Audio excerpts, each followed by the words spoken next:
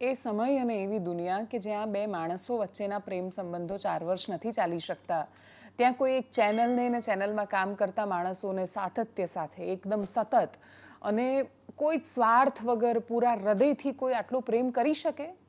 તો એનો જવાબ હા છે. જમાવટને આજે 4 વર્ષ થયા છે અને આ 4 વર્ષ તમારા થકી થયા છે. ખૂબ આભારી છું હું, માનો એટલો આભાર ઓછું પડે એમ છે.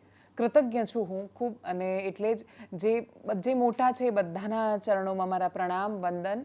જે લોકો મારા જેટલા છે, નાના છે, એ બધા લોકો પાસેથી શુભેચ્છાઓની અપેક્ષા. જમાવટ આટલો મોટો પરિવાર બની જશે એટલી કલ્પના નહોતી કરી, પણ કદાચ ગુજરાતની આ એકમાત્ર એવી ચેનલ છે કે જેને ગુજરાતીઓ એવું માને છે કે આ એમની પોતાની ચેનલ છે.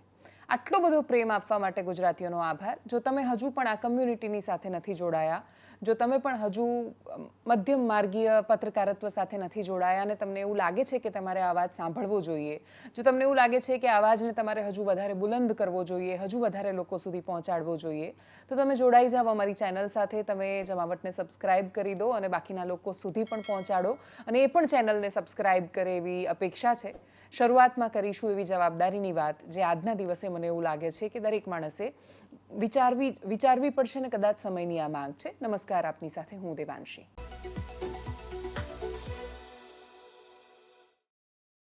આપણા પરની સૌથી મોટી જવાબદારી શું? કોઈ પણ વ્યક્તિ જ્યારે બાળકને જન્મ આપે છે ત્યારે એની જવાબદારી એ થઈ જાય છે કે બાળકો માટે એવી દુનિયા મૂકીને જાય જે દુનિયા રહેવા લાયક હોય, જીવવા લાયક હોય. એ જવાબદારી નિભાવવાના બહુ જ બધા માર્ગ છે. એટલે આપણે પ્રદૂષણથી માંડીને અનેક વિષયો પર વાત કરી શકીએ. પ્રદૂષણ, સિવિક સેન્સ, કરપ્શન અને બાકીના ખૂબ બધા વિષયો છે. પણ મારે આજે વાત કરવી છે કે આપણે એ બાળકોનું જીવતર ઝેર જેવું તો ન બનાવી દઈએ કે એ બાળકોની વચ્ચે એટલી બધી એમની મનોસ્થિતિ ખરાબ થઈ જાય કે એમને એવું લાગે કે કોઈ પણ સમસ્યાનો ઉકેલ મૃત્યુ જ છે. મહારાષ્ટ્રના સંભાજીનગરમાં એક ઘટના સામે આવી. એ ઘટના વિશે કદાચ તમે બધા જ જાણતા હશો. 19 વર્ષનો કૃણાલ નામનો છોકરો, પપ્પાનું નામ મુરલીધર, મમ્મીનું નામ સંગીતા. ચર્ચાયું એવું કે આઈફોનની એક જીદ, EMI જાતે ભરી નહોતો શકતો, સંઘર્ષ હતો, ઝઘડો હતો. એટલો બધો કંટાળ્યો કે એક ટેકરી પર પહોંચી ગયો કૂદવા માટે. ફાયર ડિપાર્ટમેન્ટ પહોંચ્યો, પોલીસ પહોંચ્યો, માતા પિતા સમજાવવા ગયા, પપ્પા વચ્ચે જઈને એને સમજાવવા ગયા, એને રોકીને બચાવી લેવા માટે, ખેંચવા માટે ગયા.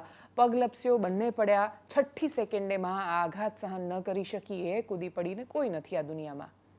એક આખો પરિવાર વિખેરાઈ ગયો. એનું કારણ આઈફોન હોય, EMI હોય કે કોઈ પણ હોય. એ કારણ તો સ્પષ્ટ છે ને કે એ છોકરાને આ જિંદગી જીવવા જેવી નહીં લાગી હોય. અને 19 વર્ષની ઉંમરે એની મનોસ્થિતિ એવી કેવી હશે? આપણે ઘરે બેસીને બહુ સરળતાથી એવું કહી દઈએ છીએ કે આ કંઈ એટલી મોટી વાત નથી કે મરી જવાય. તો મરવાવાળા માટે તો એવું જ છે ને કે એને એ જિંદગીની સૌથી મોટી વાત લાગે છે. એ ક્ષણે એક ક્ષણ ચૂકી જતો તો જીવી જતો. 3 કલાક ચૂક્યો. એને સતત સમજાવવાનો પ્રયત્ન કર્યો. એ કેટલી દ્રઢતા અને કયા પ્રકારની જક્કી માનસિકતા સાથે પહોંચ્યો હશે ત્યાં કે એને એવું લાગ્યું હશે કે એની જિંદગી હવે એટલી હદ સુધી ગૂંચવાઈ ગઈ છે કે એનો કોઈ જ ઉપાય નથી. અનેક માણસો આ પ્રકારની મનોસ્થિતિમાંથી પસાર થાય છે અને ઈશ્વરની કૃપા રહે તો એ હેમખેમ બચી જાય છે. પણ આજે ચિંતાનો વિષય એ છે કે બાળકો આ બધું શીખ્યા ક્યાંથી? 19 વર્ષનો થતા સુધીમાં કે એના પહેલાં 10 વર્ષના કે 12 વર્ષના છોકરાઓના પણ આ પ્રકારના ઇન્સિડન્ટ, ઘટનાઓ સામે આવે ત્યારે પ્રશ્ન એ થવો જોઈએ કે બાળકોને એવું શું કામ લાગે છે કે આ બધું થવું જોઈએ?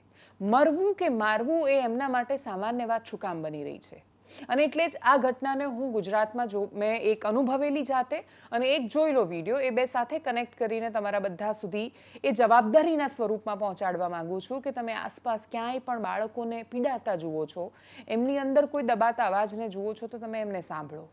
કેમ કે આપણે બાળકોને બચાવી લેવાના છે અને બાળકો માટે આ દુનિયાને સુંદર બનાવવાની છે. આપણી આ દુનિયા છે. આપણે જાતે નહીં સંભાળીએ તો એ રહેવા જેવી કે જીવવા જેવી રહેવાની નથી. અને એટલે જ મહારાષ્ટ્રના સંભાજીનગરથી સીધો જ મારે તમને લઈ જવા છે જાંબુર ગામમાં.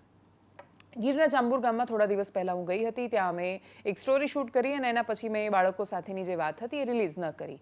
એનું રિલીઝ ન કરવા પાછળનું કારણ માત્ર એટલું હતું કે બાળકો એવું બોલ્યા હતા કે જેમને સાંભળ્યા પછી હું બહુ સ્પષ્ટ હતી કે આ બાળકોની જો વાતો હું આ રીતે પબ્લિશ કરીશ તો સીધી જે બહુ જ નેગેટિવલી ફેલાશે અને એક ગામ કે જે એની સંસ્કૃતિ અને રિવાજો માટે જાણીતું છે એમને બદનામ થઈ જશે. અને એટલે જે ગામને બદનામ ન કરવું જોઈએ આમાં, એ મારી કાલે પણ સ્પષ્ટતા હતી, આજે પણ છે. અને એટલે જ આ કોઈ ગામ કે પ્રદેશનો પ્રશ્ન નથી.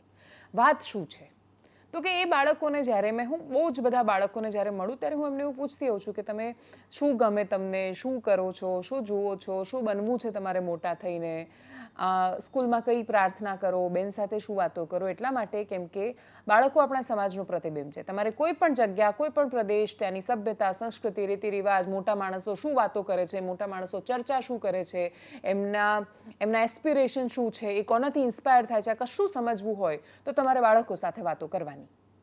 કેમ કે એ બધું શીખી રહ્યા છે હજી, અને એ જ શીખે છે જે આજુબાજુની દુનિયામાં જુએ છે. કોઈ જ બાળક જાતે એના મનમાં વિચાર આવે ને એના પર ઈશ્વરની કૃપા છે ને જાતે એ સ્વયં સ્ફુરિત કશું નથી હોતું, એને જાતે સ્ફુરણા નથી થતી, એ આસપાસ ક્યાંય પણ જુએ છે ને એટલે એ બોલે છે. આ જ પ્રકારના પ્રશ્નો મેં જ્યારે જાંબુર ગામમાં કર્યા ત્યારે મને એવા જવાબો મળ્યા કે જેના માટે હું તૈયાર નહોતી. એક જવાબ હતો કે હું મોટો થઈને આતંકવાદી બનીશ, એક જવાબ હતો ગુંડો બનીશ, અંબાલાલ કાકાની વાત આવી કે બાકીના બધા કોઈ વિષયોની વાત આવી તો સીધી જ મરવા મારવાની વાત આવી. આ મરવા મારવાની વાતે મેં એને બને ત્યાં એટલું હળવાશથી લેવાનો પ્રયત્ન કર્યો, એ છોકરાને પ્રેમથી માથે હાથ ફેરવીને એને સમજાવવાનો પ્રયત્ન કર્યો કે આ ખોટું છે. એના પછી એણે એનો જવાબ પણ બદલ્યો કે હા ઠીક છે, આતંકવાદીને આર્મીમાં જઈશ. પણ એને એ ખબર છે કે આ બંને વિરોધાભાસ છે, એટલે કોઈને જો આતંકવાદી જવાબ ન ગમે તો તમે એને આર્મી જવાબ આપો. પણ આ વાતો ક્યાંથી આવે છે એમના મગજમાં? કોઈ મરવા મારવા સુધીની વાત સુધી કેવી રીતે પહોંચી જાય? 3જા, 4થા, 5મા ધોરણમાં ભણતા છોકરાઓ હથિયારોની વાતો કરવા માંડે, મરવા મારવાની વાતો કરવા માંડે તો શું આ અલાર્મ નથી? આપણે બધા જ એવું માનીને મોટા થઈએ છીએ કે એ મોટો થશે એટલે એનામાં સમજણ આવી જશે ને સમજી જશે, પણ એવું નથી થતું. કેમ કે મોટા થઈને જો દરેક માણસો સમજી જતા હોત તો એક છોકરો ટેકરી પર જઈને મરી ન જતો, એક છોકરો 10 માણસોને મારી ન દેતો, એક છોકરો આતંકવાદી ન બનતો, એક છોકરો ગુંડો ન બનતો, એક છોકરો દારૂનો બુટલેગર ન બનતો, એક છોકરો જુગારી ન બનતો, એક છોકરો પરિવારને બરબાદ ન કરતો. તો આ પ્રકારના માણસોની સ્થિતિઓ આપણી પાસે છે, આપણી આજુબાજુ છે, આપણા અનુભવો જોઈએ છીએ, અને છતાંય આપણે બાળકોની વાત, એમની અંદર થઈ રહેલી વાતો, એમનું વર્તન એને બહુ જ સામાન્ય રીતે લઈએ છીએ. બહુ જ બધી જગ્યાએ જ્યારે હું વાત કરું છોકરાઓને ત્યારે એમની અંદર જે પેલી મર્દાના વાતો જે એમના મગજમાં ભરવામાં આવી હોય છે, અમે આ ન કરીએ, કામ અમે ના કરીએ, કામ કરીએ તો અમે થોડું કામ કરવાનું હોય, તો વાઈફ આવશે તો એ કામ કરશે, છોકરી હોય તો એને મારી શકાય, બેન હોય તો એને ઝાપટ મારી દેવાય, પત્ની હોય તો એને પણ મારી શકાય. એ ક્યાંથી શીખે છે, ક્યાંથી જુએ છે? એ ભેદ તો નથી જાણતા બાળકો. બાળકોની અંદર ભેદ આપણે ભરીએ છીએ. અને એટલે જ સૌથી પહેલાં જાંબુર ગામના એ વિડીયોનો એક અંશ મારે તમને બતાવવો છે, ને યાદ રાખજો કે આ આખા ગામનું પ્રતિબિંબ નથી, અને આ છોકરાઓ બધા જ ખરાબ પણ હોય એવી પણ મારી માન્યતા નથી. વાત માત્ર એટલી છે કે એમને સારું શિક્ષણ, સારી સમજણ, સાચી સમજણ અને સાચી દિશા આપવાની જવાબદારી આપણી બધાની છે, કેમ કે એ લોકો આપણી આવતીકાલ છે. અને એટલે જ્યાં એક છોકરી એ જ ગામની એવું કહી રહી છે કે ના હું શિક્ષક બનીશ, ત્યાં અનેક તોફાની છોકરાઓ આ પ્રકારનો જવાબ આપે છે. મને ભરોસો છે કે જ્યારે એ આવતીકાલમાં પહોંચશે ત્યારે એમના વિચારો ખૂબ બદલાઈ ગયેલા હશે. પણ એ ક્યારે બદલાશે? જ્યારે આસપાસના માણસો એ જવાબદારીને બહુ પ્રેમથી ઉપાડશે. અને એટલે જ એ વિડીયોનો એક અંશ જુઓ. તું ત્રીજામાં છે? હું भी ત્રીજામાં હું. मैं इंग्लिश छठ्ठे में हूँ. અચ્છા, छठ्ठे में हूँ. અને મોટા થઈને શું બનવાનું છે તારે? इसकी पापा के तरह आर्मी हो આ ચોર. आचोर હું વકીલ. નહીં હું આર્મી બનીશ. તો એને આર્મી બનવું છે, તારે કેમ ચોર બનવું? મને પોલીસ બનવું. ઓકે. હું વકીલ. હું ભણવામાં નોકરી. હું આતંકવાદી બને. શું? આતંકવાદી તરતા પોલીસ એટલે આર્મી. આતંકવાદી. કેમ? એવું કોણે શીખવાડ્યું? એનો બાપુ ચોર છે. ઉધર શીખી હતી. ને આર્મી બનવું. દારૂ પી રહા હે. આતંકવાદી એવું કોણે શીખવાડ્યું? મારા પપ્પા અહીંયા ચોર છે. એવું વાત નહીં કરો. તને આવું કોણે શીખવાડ્યું કે આતંકવાદી બનવાનું? તો કેમ એવું બોલે છે? આર્મી. આ બંને ઘડીકમાં આર્મી, ઘડીકમાં આતંકવાદી કોણ શીખવાડે છે આવું? એના પપ્પા.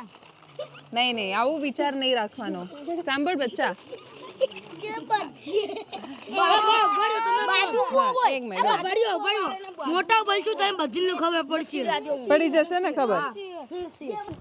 મરદનું ફાડ્યું શું કરશે? મરદનું ફાડ્યું કરશે શું મોટું થઈને? મોટો ફાટ્યો કરશે. મોટર જાડીઓ બની ને એનું કરું કાપી લાગશે. હવે બીજો એક વિડીયો બતાવો છે તમને કે જેમાં તમને એક અંદાજ આવશે કે આ બાળકો આ બધું ક્યાંથી શીખે છે એનો કદાચ. મરવાની, મારવાની, બાળકોને શું નથી ગમતું, એમને ક્લેશ નથી ગમતો, કંકાસ નથી ગમતો. મહારાષ્ટ્રના વિડીયોમાં પણ મોટાભાગે એ જ સામે આવ્યું કે એના માસીનું કહેવું હતું પતિ પત્નીની વચ્ચેનો ઝઘડો હતો, ઘરમાં એમ પણ સતત કેટલાય સમયથી ક્લેશ અને કંકાસ ચાલતો હતો. એમના માતા પિતા જે હતા એ બંનેના છૂટા પડવાની વાત હતી, સતત એ બંને એકબીજાની સાથે ઝઘડો કર્યા કરતા હતા. બાળક જ્યારે સતત માતા પિતાને ઝઘડો કરતા જોઈને મોટું થાય છે ત્યારે એક તો એને મા બાપમાં ભરોસો નથી રહેતો, લગ્નમાં ભરોસો નથી ને લગ્ન નહીં કરે ને બધી તો બહુ દૂરની વાત છે. આપણે ક્યારે એવું વિચાર્યું છે કે આજકાલના 30-35 વર્ષના થયેલા છોકરા કે છોકરીઓ લગ્ન કેમ નથી કરવા માંગતા, અથવા એમને કેમ લગ્ન નામની સંસ્થામાં ભરોસો નથી? કેમ કે એમને એવા કપલ જોવા જ નથી મળતા કે જે લગ્નથી ખુશ હોય. એ પોતાના મા બાપને જે જુએ છે જે રીતે એ રીતે એમને જો મા બાપ એકદમ દોસ્તની જેમ કે પ્રેમવાળા દેખાશે તો એને ભરોસો આવશે લગ્ન પર. એને ભરોસો જ નથી રહ્યો લગ્ન પર. બાલવાટિકા 46 નામે ઇન્સ્ટાગ્રામ પર એક અકાઉન્ટ છે, એનો એક વિડીયો મારી ફ્રેન્ડે મને મોકલ્યો અને પછી મેં જોયો અને મેં બધા બાળકોની વાતોને સાંભળી. એમાં એક શિક્ષિકા છે, એ બહુ સરસ પ્રયત્ન કરે છે બાળકો સાથે વાતો કરવાનો અને પછી એ વાતો થકી એમને બહુ પ્રેમથી સમજાવે પણ છે અને બધી વાતો કરે છે. એ વિડીયો બહુ લાંબો છે પણ એનો એક અંશ તમને સંભળાવીશ, અમુક એનો હિસ્સો છે એ તમને સંભળાવીશ ને એટલે સંભળાવીશ કેમ કે જ્યારે એ બાળકોને શિક્ષિકાએ પૂછ્યું કે તમને શું નથી ગમતું ઘરે, એક વાત તમારે મને કહેવાની છે, તો એ છોકરાઓએ જે જવાબ આપ્યા એમાંથી મોટા ભાગના જવાબ એ હતા કે ઘરે મમ્મી પપ્પા કે કાકા કાકી કે દાદા દાદી કે દાદા ને પપ્પા એ ઝઘડો કરે છે એ નથી ગમતું, એ બહુ ઝઘડો કરે છે, ટીચર કહેજો ને તમે એમને કે ઝઘડા ન કરે, પપ્પાને કહેજો ને મમ્મીને મારે નહીં. અને ઝઘડાના કારણો શું? તો કે મોટા ભાગે જમવાની વાતમાં ઝઘડા થાય છે. બાળકોને તો આપણે એનાથી બચાવવાના છે, બાળકોને તો આપણે ખરાબ જમવાનું આપતાય બચાવવાના છે, જંક ફૂડથી પણ બચાવવાના છે, પણ ઘરે સાંજનું અને સવારનું જમવાનું એ એટલો મોટો વિષય બન્યો છે હવે કે એ એટલા બધા ઝઘડાનું કારણ બનશે. અને એટલે જ બાલવાટિકા 46 નામના ઇન્સ્ટાગ્રામ અકાઉન્ટ પર જોયેલા એક શિક્ષિકાએ કરેલા પ્રયત્નના વિડીયોના અંશ પરથી કદાચ તમે સમજવાનો પ્રયત્ન કરો કે બાળકોને આપણે કયા પ્રકારની ઈજા આપી રહ્યા છીએ. મારા પપ્પા ને મારા દાદા લડાઈ કરે છે ને એટલે મને નહીં ગમતું. મારા પપ્પા ને મારા ફુવા લડે ને એટલે મને નહીં ગમતું.